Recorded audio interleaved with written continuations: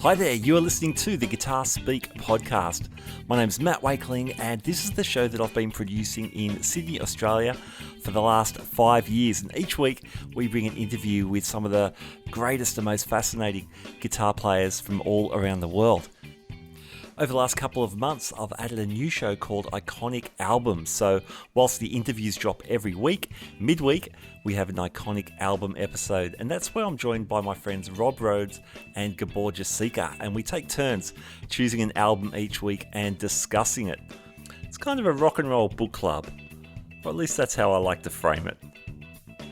This week we're looking at one of Gabor's choices. It is the Police's album Synchronicity. Today's episode is brought to you by Fretboard Biology, the comprehensive online guitar course put together by Joe Elliott. Now, Joe is not only a fantastic guitar player, he draws on his years of experience as the ex-head of guitar at the Guitar Institute of Technology and also at the McNally Smith Music College. Here's a few words from Joe about the course. If you're tired of wading through hundreds of random guitar videos and just want to become a better player, Fretboard Biology is your answer. Fretboard Biology is a self-paced, college-level program that'll give you the right instruction, in the right amounts, and in the right order. You'll learn the same information I taught to thousands of other guitar players over 30 years of teaching in top music colleges. If you want to make real progress with your guitar playing, then sign up for a free 7-day trial at fretboardbiology.com. All right, here we are, Iconic Albums number 9. I'm joined by my friends Rhodes. Hello. And Gabor, Josika. Hey. Great to see you guys. Now, this week we are looking at the Police album, the final Police album, Synchronicity, from 84, was it, Gabor? 83. A good year, man. You brought this album to our attention for the series, man. Kick us off. All right, so before we even start, I've got to say, strap yourself in, folks, because there's a lot going on with this album. So Synchronicity, probably my favorite Police album, and I think one of the, just me personally, I think one of the ultimate pop albums ever, with some of the, I think, greatest pop songs ever written on it. That's just my personal opinion on it. So it was recorded, was recorded in late 82. In November-December 82, over a 6-week period at Air Studios in Montserrat. So Montserrat is a little island in the Caribbean, and the Police recorded Ghost in the Machine, their prior album, there as well.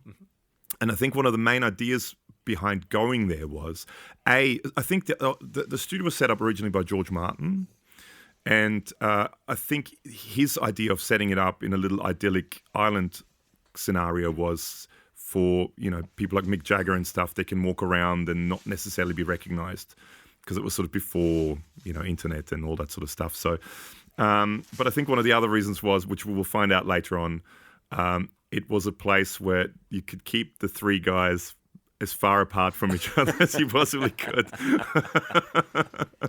Well, I did say it was their last album, so yeah. Yeah. So it was recorded over 6 weeks there. And then there was some overdubs, and the mixing was done in Canada at a studio called Le Studio. What a fantastic name, Le Studio. Simple. In a little town in Quebec, a ski resort actually in Quebec. And it was released on June 17, 1983. It was produced, well, officially it was produced by the Police, but it was produced by the Police and Hugh Padgham, who also engineered it. So he was basically in the studio. He did pretty much everything. He was like the studio guy. He was one of the sort of it guys in the 80s, late 70s, early 80s. He did Phil Collins's like In the Air Tonight, that kind of stuff. He was credited as a guy who invented gated reverb on drums. Wow. So there you go. That's a name. He worked with Peter Gabriel, David Bowie, Genesis, Split Enz, XTC. He was sort of one of the it guys and worked on a lot of massive albums, late 70s, early 80s. All up, it's hard to find exact numbers, but now roughly that album alone sold between 15 to 20 million albums worldwide. It was number one pretty much everywhere in the world. It was the album that finally knocked Thriller off the #1 spot. So Thriller was, being the biggest album ever, Thriller, it was the album that actually knocked Thriller off the #1 spot on the US Billboard charts. It spent 17 weeks on #1, had 4 hit singles. And one of the things I didn't know until I was researching this, there were 36 variations of the cover. Did you guys know that? Yeah, Wow. I didn't know, but yeah, I stumbled across that fact too. No way. 36. So they just had 36 different versions of the cover, and it was all different photos. And one of the things, and this is again, we'll get into this the more we talk about this, but after they recorded the album, the guys were refusing to get together to do a photo shoot. So what they did was they did 3 separate photo shoots with each guy. So basically, and then each guy sort of was represented by a color. But they had all these different photos. So they did 36 variations where they were in different orders. The colors were in different orders, and there were different photos. And there was even a black version as well, where it was black with the colors on it instead of the white background. So I didn't know that until I kind of researched this. So that's sort of the background. So you guys, Synchronicity or the Police generally, like Rob, what are your thoughts on the Police? I've been a huge fan of the Police my whole life. As soon as I was young enough to understand what it was, that first record, it's still a go-to for me.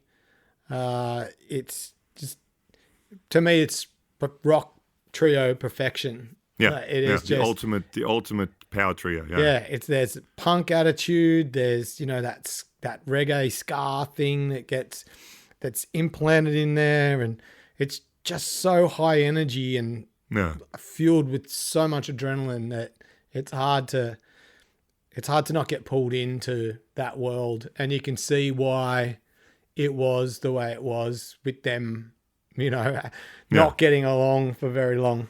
Oh God, yeah, they hated each other's guts. Yeah. Synchronicity is my first record is a standout for me because it conjures so much memories from my childhood. Was it Regatta de Blanc? Yeah, that's it. Outlandis d'Amour. Oh, Outlandis d'Amour, yeah, sorry, yeah. And then Synchronicity is second. Again, my parents had the first record but didn't really have the next few. So I came across the other records on my own later via a CD box set. But yeah, you could not escape in those early 80s to, 84, I guess. You couldn't escape the Police. They were just everywhere. They were, again, we're so blessed in this country at that time for music television.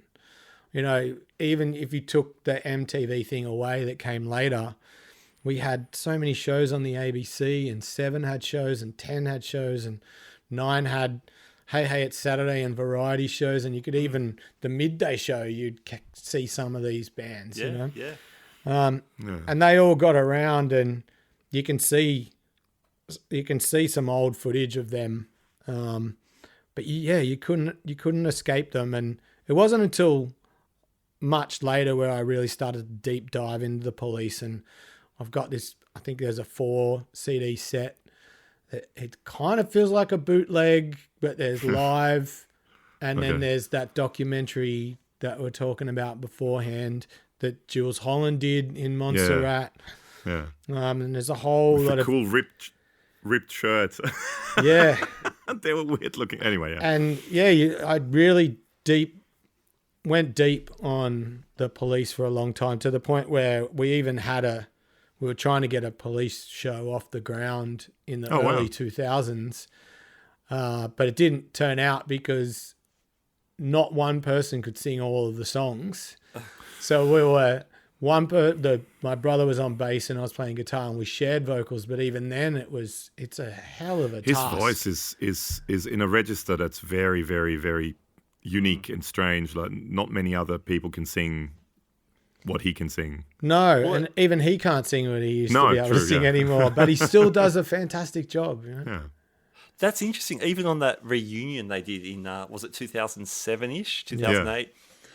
a lot of the stuff was in different keys, and it still sounds crazy high. Yeah.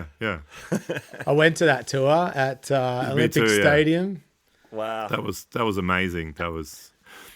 I mean, side note, that year, I think I saw 3 acts I never expected to see all in one year, because the Police toured. Yeah. Stevie Wonder toured because he released what was the album? Anyway, he released an album and toured. And Dweezil Zappa did the Zappa Plays Zappa tour.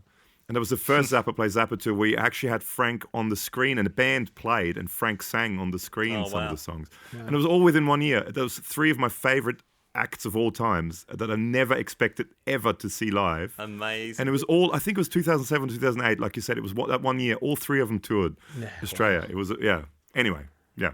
Amazing. Yeah, so we went and saw that show, and then my lovely wife went, this is my favorite band, and I wasn't close enough.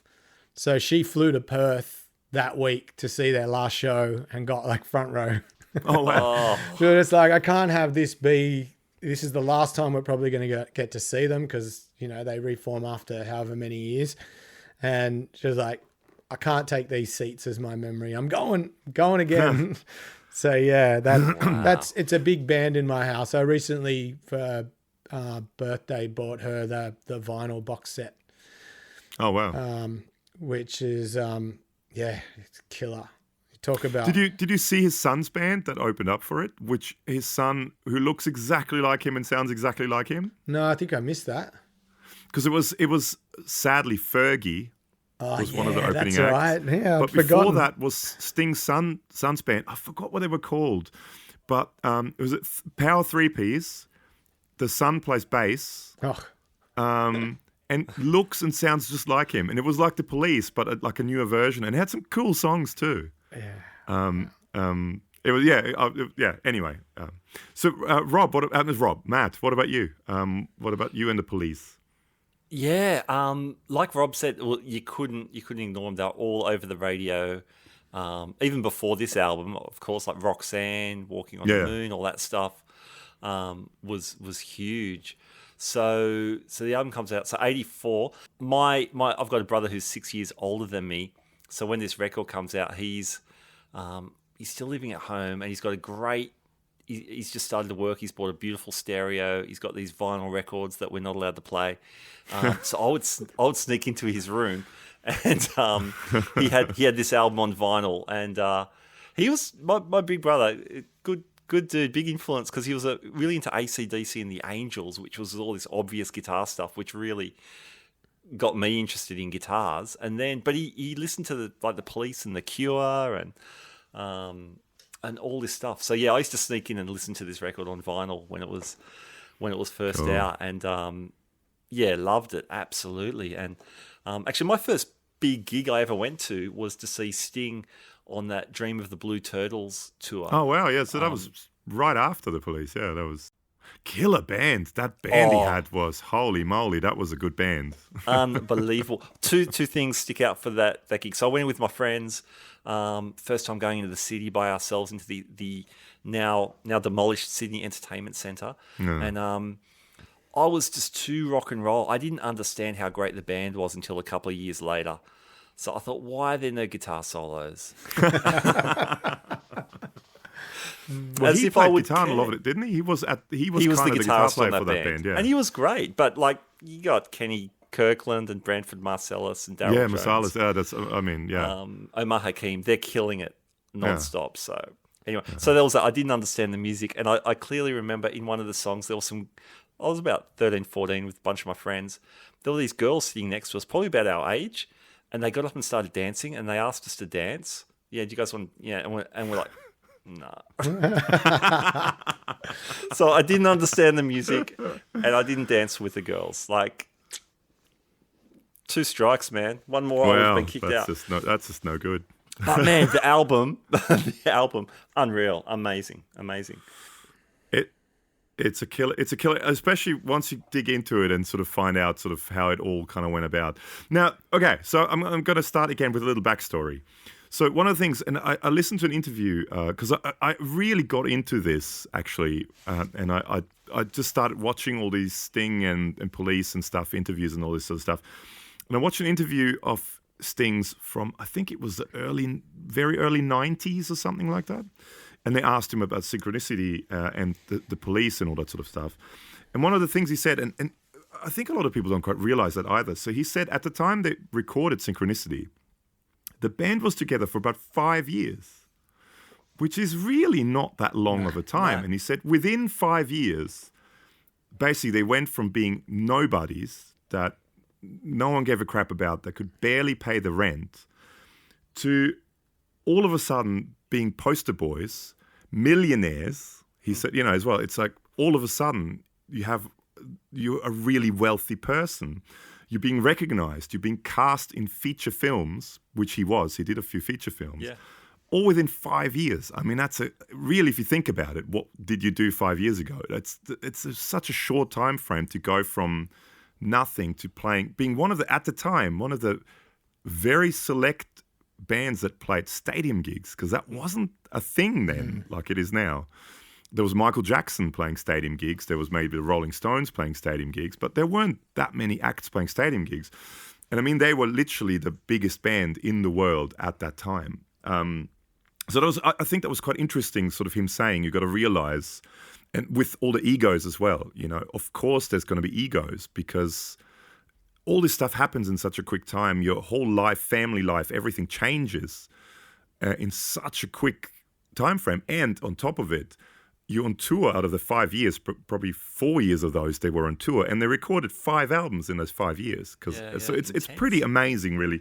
Like the Beatles. I mean, they weren't together for that long, and what they achieved in the time was insane. Anyway, and so he said Synchronicity sort of was really the first time, because I think they took a little bit of time off from Ghost in the Machine touring to when they actually went to record Synchronicity. It was the first time he had a bit of time off and a bit of time to actually reflect on what happened, this sort of massive roller coaster ride they were on.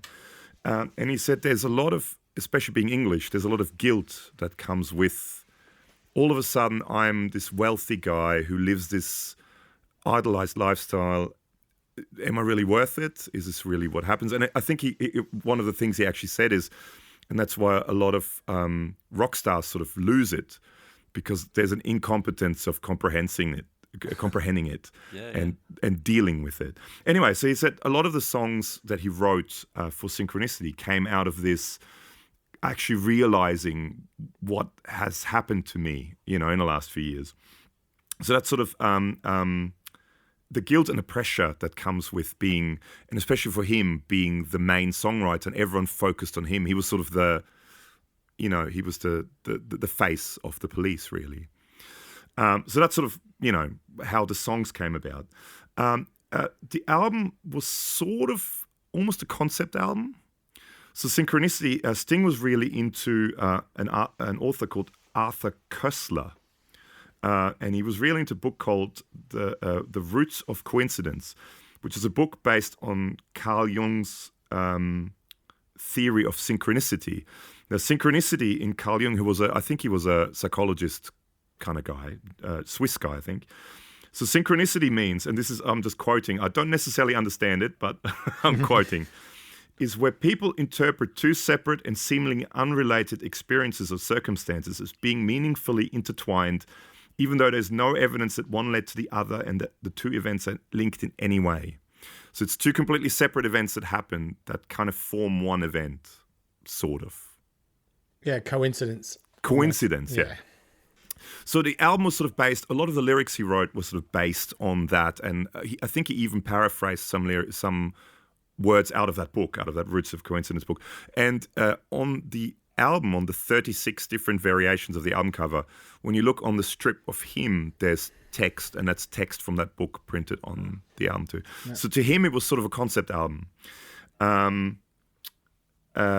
So they recorded an album, like I said, at Montserrat, because they didn't particularly like being together. There were lots of fights that happened instantly as soon as they get in a room together. They all stayed in separate villas on opposite ends of the island, so they don't have to see each other, with like staff that looked after them and drivers and everything. And they even went to the point, and there's a very interesting interview with Hugh Padgham, who was sort of the producer and also he calls himself, I think, the diplomat of the. He was the guy that kind of tried to keep everything together, and who felt very uncomfortable a lot of times. But there's a YouTube channel called Produce Like a Pro by a guy called Warren Hewitt, who did a lot of high-end producing himself and studio work. But he has a great YouTube channel called Produce Like a Pro. And he did I think there's 3 of them, and they're all over an hour-long interviews with Hugh Padgham. And they're really, really, really interesting. I think 2 of them are mostly about the police, and 1 is about all the other stuff he did. But basically, what they did was they set up, it was a beautiful studio, really set up by George Martin and had all the latest, best gear in it and stuff like that. But they set up in 3 separate rooms as well. Partially because they liked the sound of the drums better. So there was a dining room, for example, and they liked the sound of the drums better in a dining room than in a live room. The guitar was in a live room and Sting was in the console room. But it was also to stop them from, during recording, to actually go and have fist fights, because apparently that happened prior in studios when they were all in the same room together, that mid-song they would just start having fist fights. So they were set up in 3 completely separate rooms. There was about 2 weeks into the recording out of the 6 weeks. Basically, the recording, everyone was unhappy with everything that was done. The producer, or kind of engineer-producer, Hugh Padgham, he was kind of sick of the constant insults and being sort of the middleman always. So the recording basically came to a halt, and the band was talking about breaking up and not finishing the recording and splitting up. So Miles Copeland, who is Stuart Copeland's brother, who was their manager and who, funnily enough, stayed on to be Sting's manager for many, many years after, flew in, and they had like an emergency meeting. And basically they reluctantly, all of them agreed. They said, okay, let's do this album and then call it quits. So they basically, as they were recording the album, they knew that was going to be their last album. So they continued recording. Sting basically was the main, as he was for many years prior, the main songwriter. But for this, again, because he had a little bit of extra time between the last tour and when they recorded the album, he pretty much came in with fully produced demos. There was an interview with Stuart Copeland I listened to, and he basically said, so they rocked up at the studio in the morning and there was Sting saying, okay, we're recording this song today. This is what it sounds like. This is what you play. This is what, Stuart, this is what you play. Andy, this is what you play. And he was very sort of demanding and very, this is what we're going to do. This is how it's going to happen. And Stuart Copeland always sort of said, hey, man, this is my band. I hired you. You're the bass player. You don't tell me, the drummer, how to play drums. And so there was always a lot of tension there. Yeah. Sounds like a few drummers I know. Yeah, well, true. And I mean, you can sort of, when you listen to them talk, you can tell Stuart is that sort of over-the-top, loud, totally. American, my way or the highway. Sting is the very polite, quiet, but according to all these interviews, very hard to deal with. But I mean, again, you don't reach a level like Sting without having a vision, and you follow that vision and you get there regardless.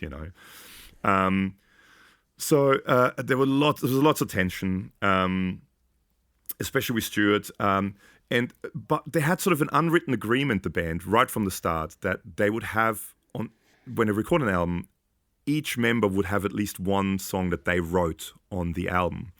So they had Miss Gridenko, which was written by Stuart Copeland, and Mother, which is one of the most bizarre songs I reckon ever.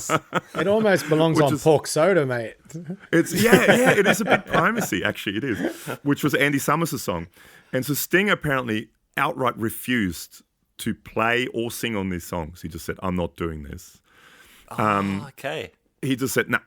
And so Mother was pretty much Andy doing most of it, and I guess Stuart played some drums on it, but it was pretty much everything was Andy, including the singing.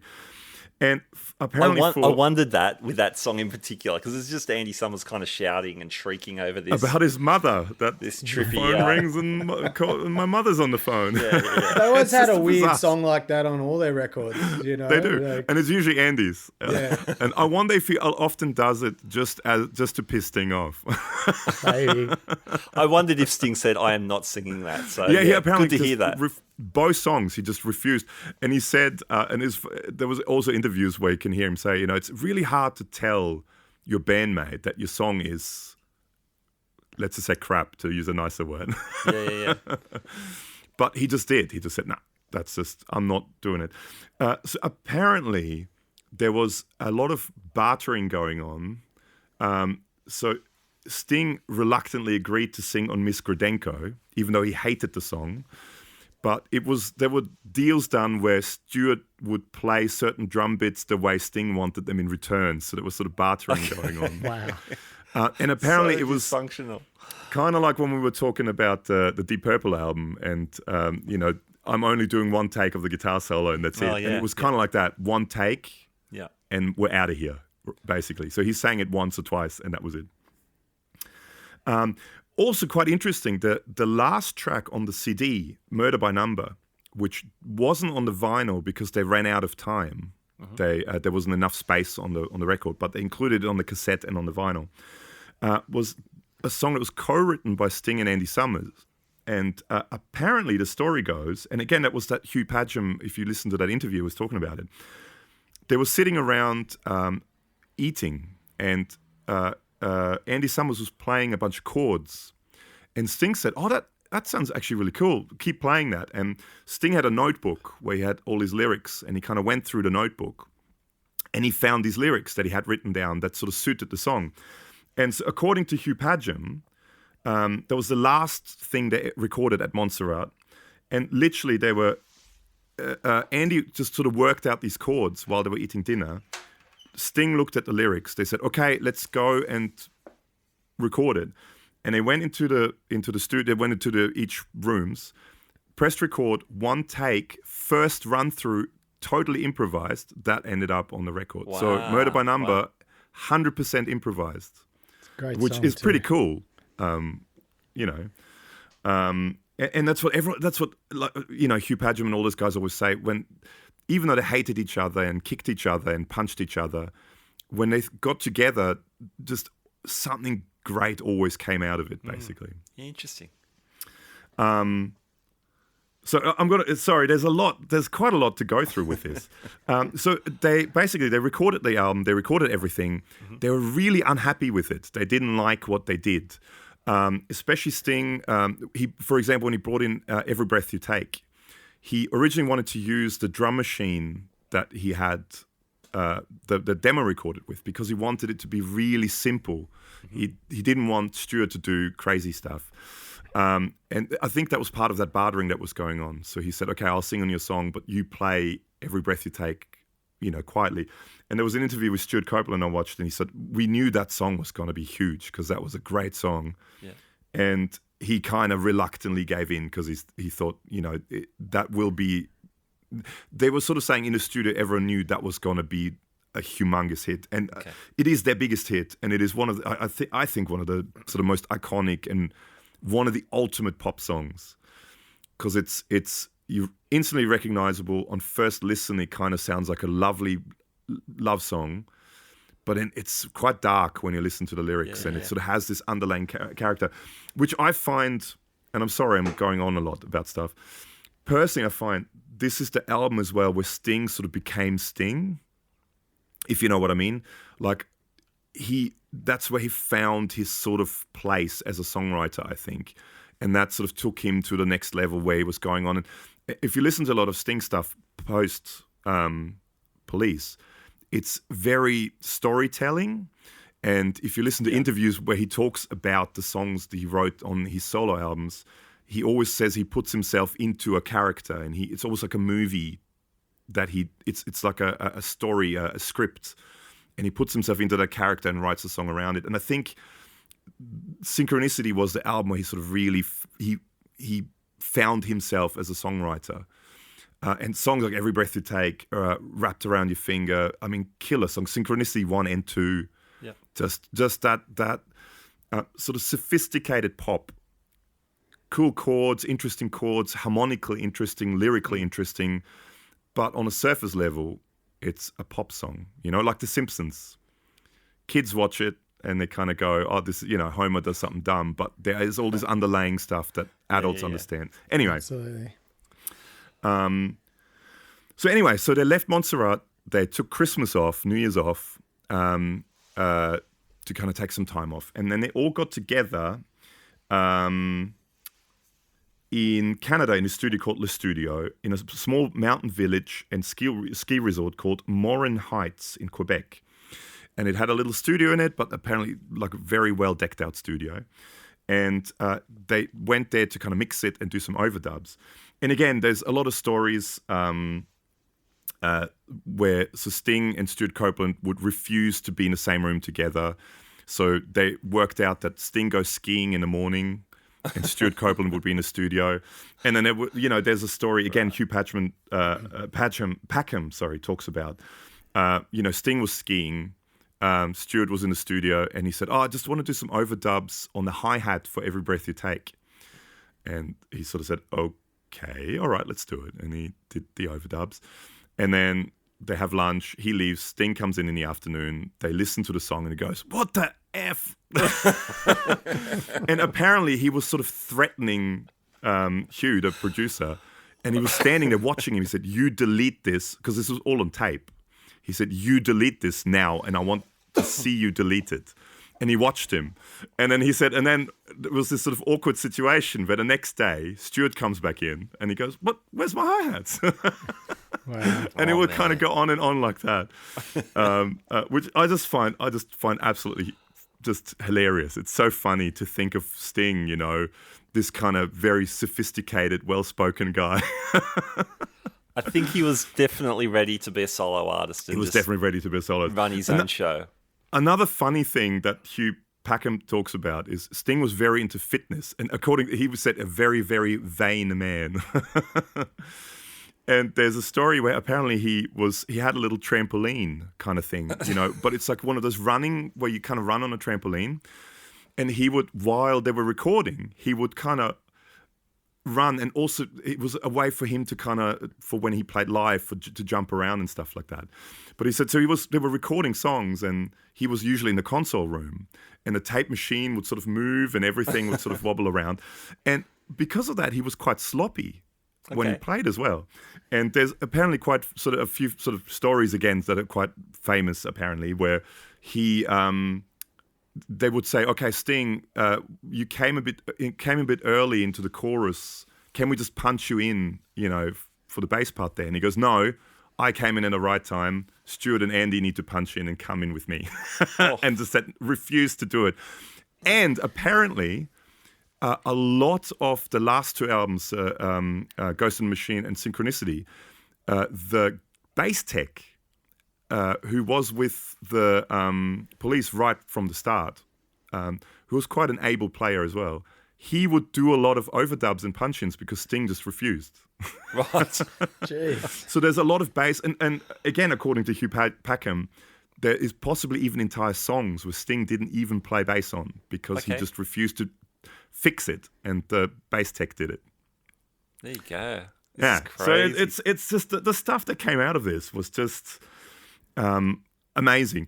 And so basically, they hated everything they did at Montserrat.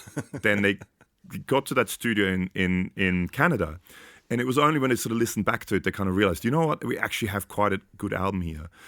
But they had to pretty much most songs, and especially the big hit songs, were completely rearranged. And he was, again, that Hugh Packham guy was talking about, that was sort of one of the first time he really used a console as an instrument, because they were doing automations constantly, taking things out, putting things back in, moving things around. So there was a lot of rearranging that was done, and it wasn't until then that it was the album that it sort of became in the end. Whew. So that's the backstory. Yeah, amazing. This is crazy. And I mean, we hear these stories throughout rock and roll history, and yet there's always that romantic notion of a band is a group of people who work together and you're like a team. And we all know, like when you're playing a show or working on a project, it's just the best thing. It's the greatest team sport ever, being in a band. But there's also these stories of bands imploding and yet coming up with some incredible piece of art. There's another story that I just remembered that the same guy was talking about as well. So apparently there was a concert in France they did during the Synchronicity tour, where literally 10 minutes before the show, Sting and Stewart got into a fist fight, and Sting sort of tackled Stewart and broke some ribs or our rib, and Stewart couldn't move his arm. Yeah. And again, apparently because the drum tech was quite an able drummer and was with Stewart right from the start. Right. Apparently the whole show, and that was before there were big screens and stuff like that. Yeah, so you were in a stadium and they were miles away. Apparently they dimmed a lot of the lights and the drum tech played the whole show. No one ever knew. Awesome. Because Stewart had broken. I mean, it's just... I absolutely love this, and it's something I never knew about. I mean, I knew they didn't like each other, but I never knew it to that extent. Next level. It's just, I love this sort of stuff. Awesome. Hey, let's take a short break and then we'll get back and dig into some of the tracks of Synchronicity. This episode is brought to you by Fretboard Biology, the comprehensive online guitar course put together by Joe Elliott, ex-head of guitar at the Guitar Institute of Technology and the McNally Smith College of Music. I was one of the beta testers for the course and can say as a music educator, I was really impressed by the logical sequence of learning. The course has also been endorsed by players such as Brett Garsed and Greg Koch. For more details, check out the links in our show notes. All right, welcome back. We're talking Synchronicity by The Police. I'm here with Rob Rhodes and Gabor Josika. Gabor, you brought us this record. Where to from here? Well, haven't I done enough talking? Part 2 coming up, folks. Part 2 coming up. Well, I've just got a few things written down about gear. Yeah. Everything is a little bit sort of sketchy in those days, sort of what they were using, but most likely what they were using. So he had very early on, Andy Summers had all his pedal boards and everything made by Pete Cornish. Yeah, right. And Pete Cornish, for people that don't know, he like guys like Jimmy Page used Pete Cornish stuff, and you know, it's whenever you see one of those big sort of back plastic-looking, massively huge pedal board with these big silver buttons on it, because what he used to do was he used to take the guts out of all the pedals and stick them in this sort of pedal board thing. And then but it was sort of one of the very early days of programming, also different routing options and all that sort of stuff. So ridiculously expensive stuff, but you know, super high end stuff. So he was sort of one of the go-to guys for a lot of the English artists back in the days. Yeah, Gilmour as well. Particularly. Gilmour as well. Yeah. A lot of those guys had Pete Diesel, Cornish. as we had last week. Diesel, as we had, which I didn't know that either. So in that board. Apparently, there was a lot of stuff that was in there that he never really used, but it was in there anyway. But he started sort of experimenting with it a bit more on Synchronicity.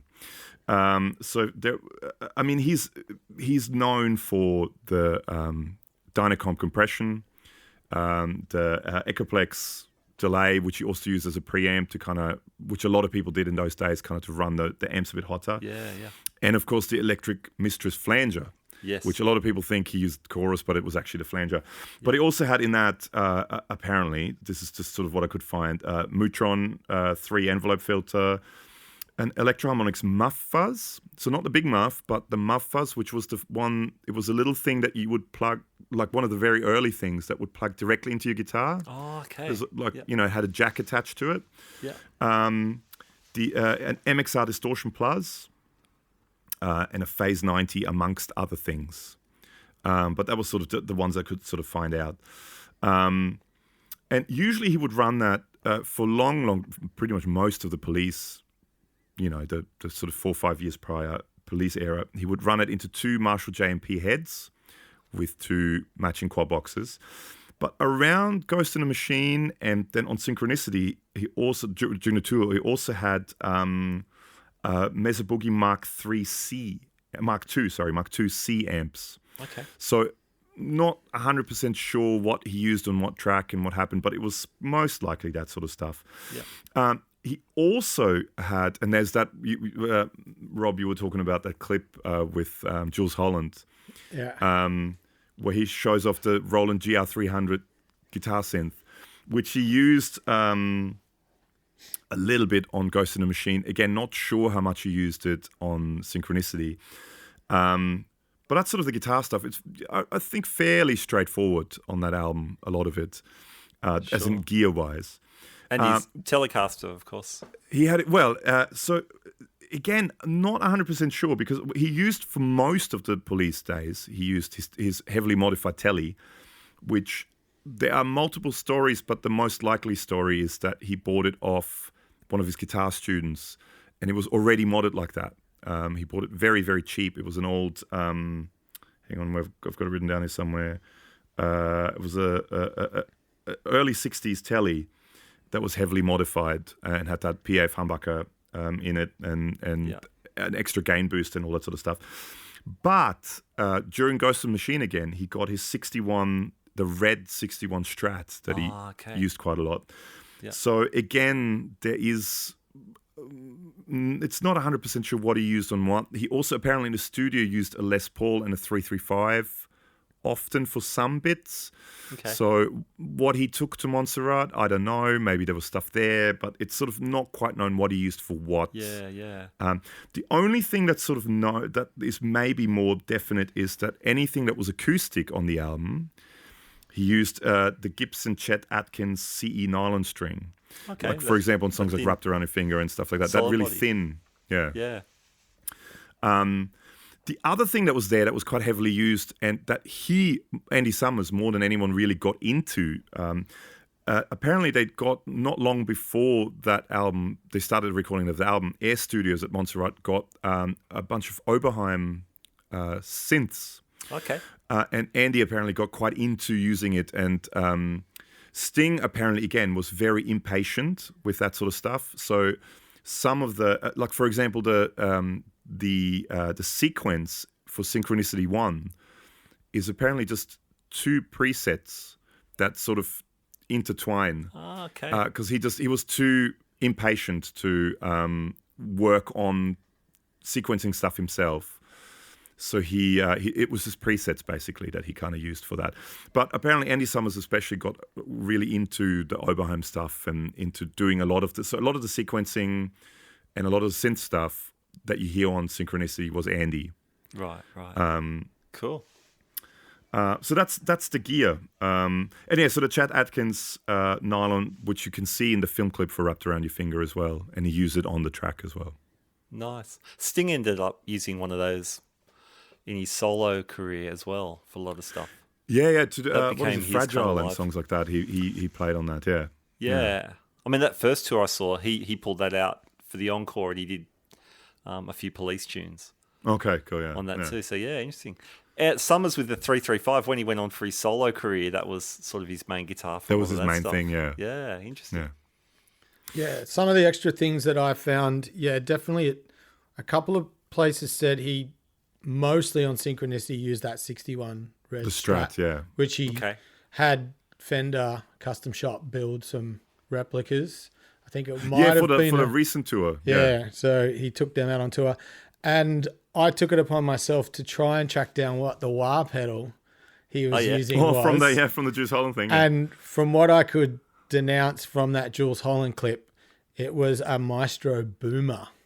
Oh, wow. So, yeah, I looked at it. I looked at the shape and then I Google imaged it and I was just going through going, I wonder what that is. And, yeah, it's like that spaceship shape and it definitely looked like the Maestro. It could have been like the Gibson version that came out later. Yeah. I think Gibson did a Maestro version later, but it definitely looked like that one. Yeah. Cool. Yeah. Interesting. The pedal board he had for the reunion tour looked really cool as well. It was Lots of MIDI stuff and loopers and... I think that was a Pete Cornish again, I think. Yeah, it might have been. Yeah. And the custom audio electronic, was it the OD100s? He had two or three of those on Bunch stage. of heads, yeah. Oh, it's great sounding amps. God. Yeah, man. Yeah. There's enough money there. What about bass wise? Did you look at what Sting was using at the time? I think from most of what I could gather is he mostly plugged straight into the console. Yeah, with a 55 and a 57 precision bass. Precision, yeah. And a 62 jazz that came out quite regularly. And then he made the switch to Ibanez basses. On Synchronicity, there was a Steinberger L2 used a lot. Hugh Packham again hated because it just sounded horrible. Yeah, it just had no bass on it. And then shortly after that, for the live, he switched to the Spectre on tour. Yeah. But he had that Van Zelen, is that how you say it? Van Zelen electric upright bass, which was a Dutch-made instrument, and he used that on Synchronicity a lot and used it live. Amps-wise, it looked like he was using Ampegs, and Clare Brothers designed things, and they were loaded with EV drivers and JBL horns. So... yeah, that was what he was using. I thought there'll be bass players out there that might want to know these things. I guess, yeah, man. Yeah, I didn't look that much into it. Too. I just think I remember a lot of it was just going straight into the console when he recorded it. Yeah. I always remember him playing those Ibanez basses, like the Roadsters and that stuff. Yeah. And fretless too, yeah. He had like a fretless Roadster, which was, man, I thought that was super cool back in the day. I still do. But yeah, that vintage Fender thing, that's interesting because in his solo career, he became known for that. Yeah. And Fender did a signature as well. The signature model from, yeah. That like a 51 or something had like the single coil. And it had the telly style headstock. The different. They looked awesome, man. Yeah. Love those. Yeah. Should we talk songs? Yeah. Well, okay. Well, favorite songs, standout songs for you guys. Matt, let's start with you. Yeah, I mean, Every Breath You Take, standout pop, ultimate smash. Pop song. I mean, it doesn't get much better than that. But what Summers does, well, I don't know how much of it was Sting or Summers, but those add 2 and add 9 arpeggios. He turns those ice cream chords into instant hook and instant fantastic part. I call them the police chords because there's so many songs. And again, I think from what I gather from these interviews that I listened to, Sting wrote a lot of that on piano. So I think the Every Breath You Take, the original version, demo version, it was an organ playing. Oh, really? Wow. Playing those chords. And then Andy sort of worked out the chords or similar sort of chords on guitar and then added the delay to it and all that sort of stuff and just the way he plays it and sort of put his sort of spin on it. Yeah. But I think they are more piano chords, and I think they come from Sting writing the stuff on piano. That must be why they're ridiculously hard to actually play what Summers plays. So he chooses the chord inversions and structures that he chooses. It's almost the hardest way you could possibly play that chord. And is how he chooses. It's an F chord as well. It's like in the hardest possible place. It's that because it's that F minor with that add 9 or whatever you call it. That chord. F minor add 9. It's basically that, isn't it? It's in A flat, isn't it?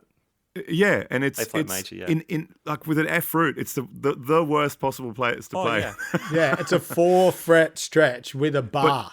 You can see if you watch him play it live. He actually shifts his first finger, so he doesn't bar. He doesn't bar it. He plays the roots. Right. Yeah, he comes out. Then he moves that first finger down, which makes it a little bit easier. Yeah, because it's a hell of a stretch. Oh, totally. And to be so precise for the whole song, like I don't know if you guys have covered it, but when I've done it, it's the intro is awesome, and then by about verse 2, your hand's about to fall off. Same with Walking on the Moon. Not Walking on the Moon. Message Walking on the Moon. Yeah, it is Walking on the Moon. It's you start playing it and you go, yeah, I'm nailing this. And then sort of halfway through the song you go, oh, crap. Do I have to keep going? That's why it's good to play it off the delay. Then you can just sort of, I'll just, You know, Or I'm just going to palm you. So much energy. Even Message in a Bottle. How good is that? Man. Yeah, crazy good. So yeah, I mean, Every Breath. That's kind of the standout. But that's what I meant. Message in a Bottle. That's the one I meant. Da da da da da da da. Yeah, that's what I meant, yeah. There's so much good. Both Synchronicities are awesome. I love Synchronicity 2. Yeah, that's their version of Rockin' Out, and there's these crazy, like Rob said, crazy chord inversions. Very clever parts. It's such a harmonically kind of intricate song. Yeah, but it sounds so vanilla, almost not vanilla, but like so pop. But it's quite, and I don't know if it was the same when you guys saw The Police with the reunion tour, but they came out and did Roxanne, and only the stage lights were on, and then they went into Synchronicity 2, and then a big lighting went on, and everything, all the yellow, red, and blue stripes and stuff started flying around, and the sound just turned massive all of a sudden. And I just remember that was quite it was sort of a wow moment, you know? Yeah. Unreal. What else? Walking in Your Footsteps. There's so many cool, like, ambient and noisy guitars going on, just bubbling under the surface. That's pretty cool. Summer's moment. I thought, oh my God, that sounded like Sting's solo stuff. Yeah, and it's got the saxophone. Is that the one with the saxophone in it too? Yeah, and the Sting playing the saxophone. I was going to ask, is that Sting playing? I'd read that. Wow. Because, I mean, he doesn't play a lot, but he's obviously playing his best couple of chops. Because Because I thought, again, obviously the Sting solo stuff with Marcellus early on, that totally echoed that. I like that a lot. Yeah. That's what I mean. I think that's the first album where you can sort of see. Yeah. It's like a he's transition. becoming Sting. He's not. He's moving on from Police, and he's becoming Sting. Yeah. Mr. Gridenko had that. The guitar part on that reminded me of Bring On the Night. Okay, yeah. That kind of fingerpick thing. So interesting if Copeland wrote it. Again, who came up with the part was. That's you never know these things, but which is kind of fun. Like the Beatles. I think Rob, you mentioned the Beatles in our break. You never knew exactly who was playing what, which is kind of fun. Yeah. No, you had a good idea. That's the beauty of that latest McCartney doco. Yeah. Is that he goes, oh, that was me, that was John, and you just go, oh, what? Wow. Yeah. I got to watch that, yeah. Which is, man. So I don't know. They were my standouts, but like a really strong record. I could have done without Mother. I would have. Yeah, that's an odd one. I mean, the music's really interesting. It would have been interesting to see what he actually wanted Sting to sing. I think when Sting refused, maybe he just went in there and goes, all right, I'm just going to shout some stuff.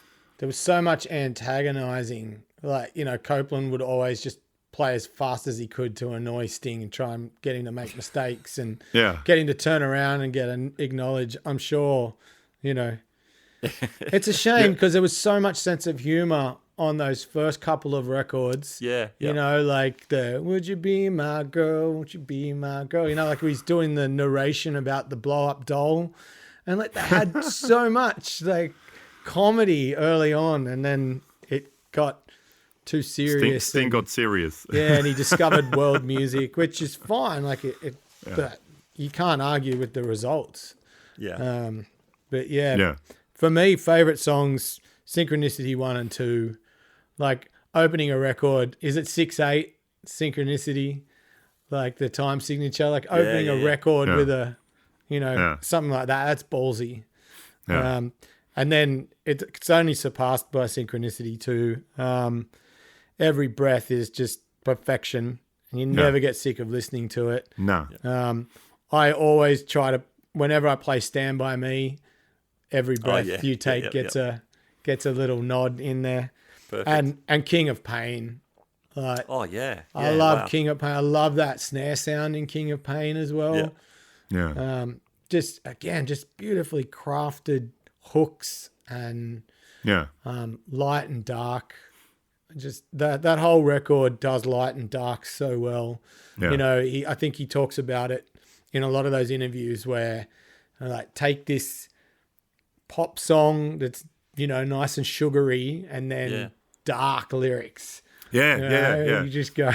He loves that sort of that juxtaposition of kind of, it sounds like, on the surface, it's this beautiful love song. But if you really listen to it, it's about a guy kind of possessing someone else almost, and it's bizarre. But, and same with Wrapped Around Your Finger. I think that lyrically is very clever, how it sort of turns from, I'm wrapped around your finger to you're wrapped around my finger now, sort of. And I love also in that song how, that's probably one of my favorite Police songs ever. I love how it's around then when it's sort of that the storyline shifts. Mm-hmm. That's when the drums come in and the backbeat comes in. Because before that, there isn't really a proper drum beat.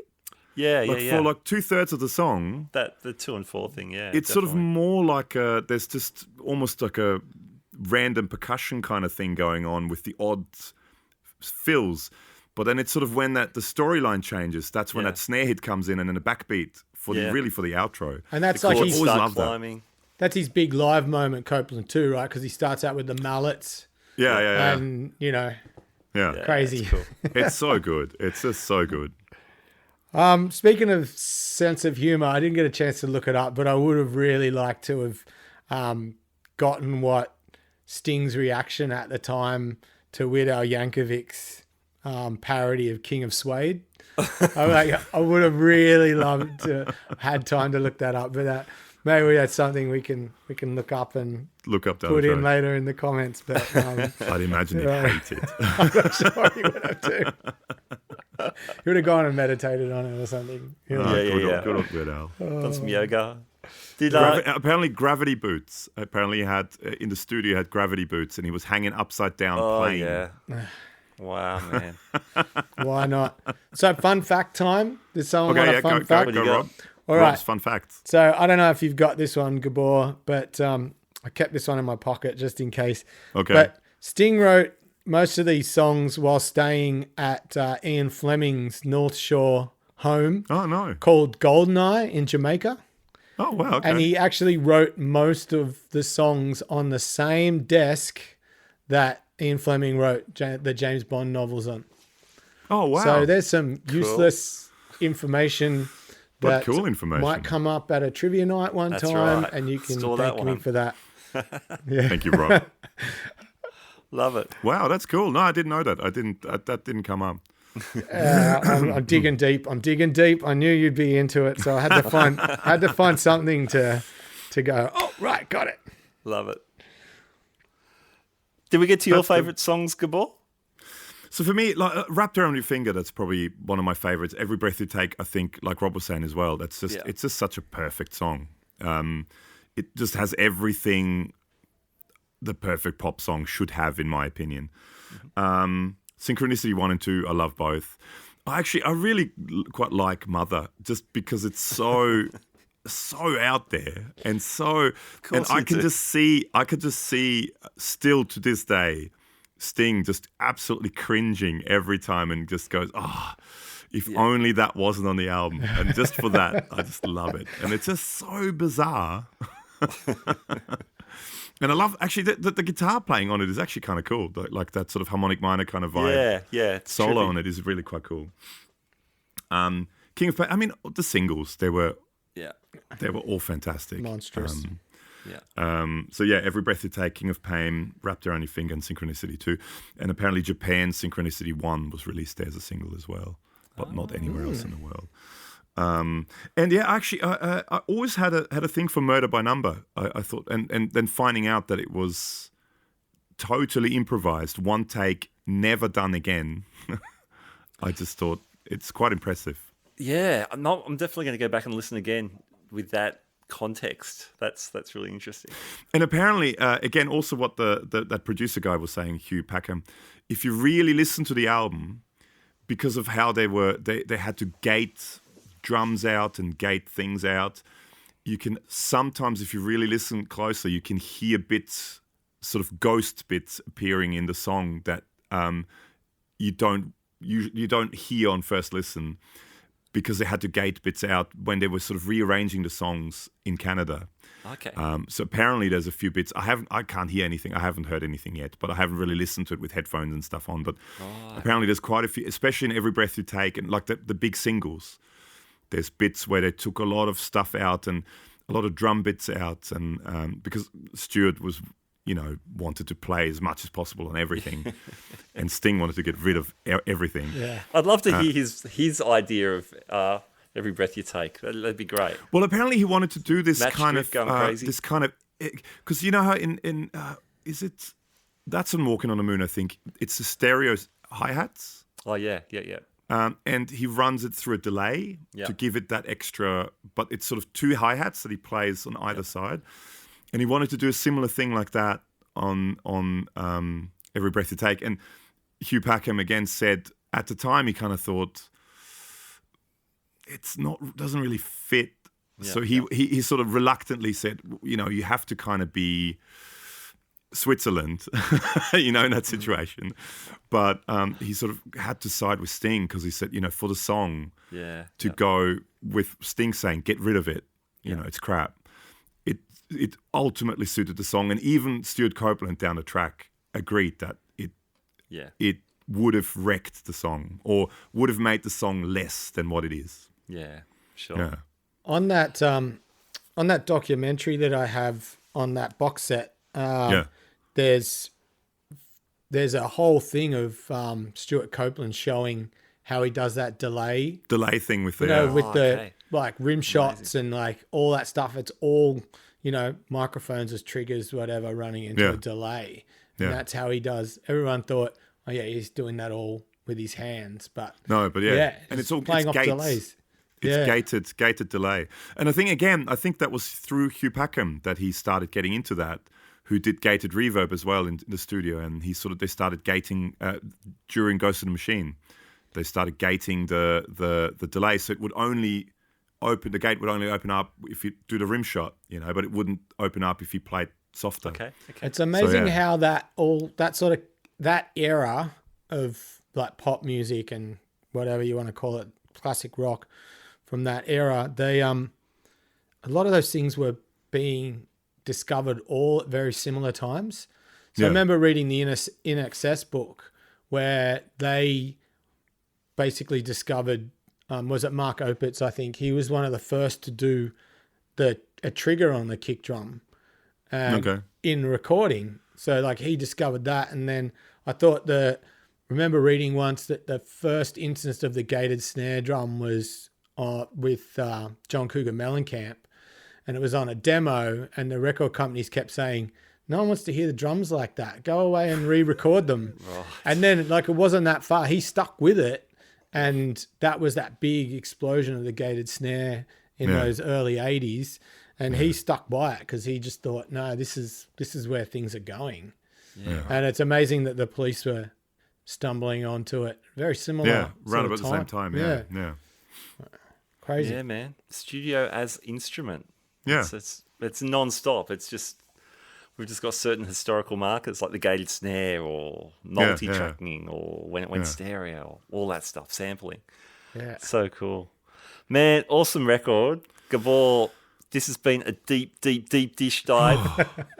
I need a nap. Love it. Yeah.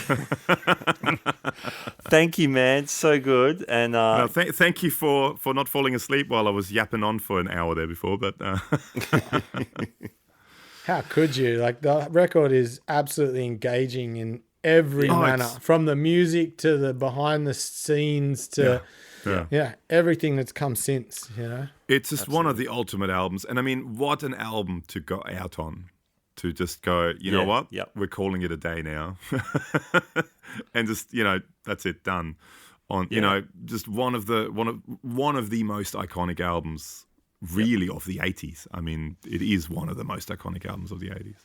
And people should like really check out some of those documentaries. I think Copeland did one a few years ago called Everybody Stares. I think that's what it was called. Yeah. I've got that on DVD or Blu-ray somewhere. That's great because it's all, he took a handy cam everywhere from day one, and he had all that footage. Wow. And you see all that stuff. You see the wrestling backstage. You see, them just taking pot shots at one another, and it's just insight behind the scenes on how difficult it is to keep a band together, no matter how big or small you get. Like it really, that no one wanted to compromise in that band, and I guess that's why it burn up and burn out so quickly. Yeah.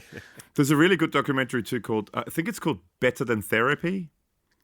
And it was off when they, from when they sort of first got back together again to do the reunion tour, and how they sort of like that went straight back into arguing and bickering about everything, and Sting saying no, play it like this, and and just instantly went straight back into it. I think it went from, because they were inducted. Was it inducted into Hall of Fame? Yeah, they were. And that was a catalyst. Yeah. And then they started talking about, maybe we should do a tour. And it sort of follows that whole tour. I think it's called Better Than Therapy. Okay. Mate, What's it's like the riding odds? a bike. Yeah. What's the old saying? You hurt me once, I'll remember it. Hurt me twice, I'll forget you forever. Hurt me 3 times your family. Yeah. Yeah. Yeah. It is a bit like that. That whole idea, though, of within 5 years, they were millionaires, they were the biggest band in the world. It just... And we see this time and again. It just shows we're not. I don't believe we're made to be crafted into these. No. I mean, we use the word iconic albums, which is cool, but we're not made to be icons for other human beings. It's no. We just don't. We can't handle it. It has to play with your head, and I mean, it's. And especially when we were talking about the Beatles as well, Yeah. I mean, if you really look at, because that's the thing, I think, and again, sorry, I'm babbling on, but in hindsight, looking back, a band like the Police or the Beatles, they've been with us all our lives, so it seems like this endless thing. But at the time, I mean, the Beatles, what they did in the barely 10 years they were together, was just mind blowing. Yeah. Where they went from the early days to, Sgt. Pepper's Revolver and all that in that shorter time frame. And same with Police. I mean, in 5 years to go from being no ones to being, stars in feature movies. Yeah. It's just, I mean... June. Was it June? June, yeah, that sci-fi thing, which wasn't a great movie, but... But he's still and Hendrix too, 3 years. Yeah, that's it. I mean, all these guys, they weren't around for that long. And it's just because they've been with us for all our lives that we think, But it was such a roller coaster ride for those guys. Yeah. All right. Let's put a pin in it. Yeah. I'll stop talking now. I'll zip the mouth. Oh, man, it's so fun. Guys, thank you so much. Thank Rob, you. Thanks, Great Matt. album. Great choice. Thanks, Rob. Absolutely. Rob, give us where can people follow you? Google Living in the 70s or Facebook Living in the 70s Live. That's where I spend most of my time and energy. Awesome, man. And Gabor? Well, if you want to hear me talk even more, Dulcet which tones. I'm not sure why you would, but talking about pedals and stuff, I actually do a podcast as well, and I have a YouTube as well channel called The Super Fun Awesome Happy Time Pedal Show, all one word, Super Fun Awesome Happy Time Pedal Show. Do you ever get that wrong? We used to always, if you watch really, really early videos, we were always going, oh, what? Is it super fun? We didn't even know. But now it's just, I wake up having nightmares saying it. So, yeah. So, and we review music gear, guitars and amps and pedals, mostly pedals and stuff. Yeah. And I talk a lot as well. So if you like me talking a lot, it's a cool show. Check it out. Yeah. All right. Thanks, fellas. Catch you next time. Thanks, Matt. Thanks, guys. All right, there you go. Synchronicity by The Police, a mega album, dare I say it, an iconic album. And that's why we spoke about it today. My thanks to Rob and Gabor for joining me again. It's been so fun putting together these episodes. And we've got plenty more coming up. We've got albums from the 80s, 90s, and the 20-teens, or however you say that. I don't know. Our interviews continue. Of course, we've been interviewing some of the world's greatest guitar players for over 5 years now, and those episodes typically drop on the weekend, and the iconic albums drop midweek. So the best thing to do is subscribe on Apple Podcasts, Spotify, Google Podcast, Stitcher, wherever you pod, and then you won't miss a single thing here at the Guitar Speak podcast. Hey, my thanks also to Fretboard Biology, who brought today's episode to you. Check out links to the comprehensive online guitar course in our show notes.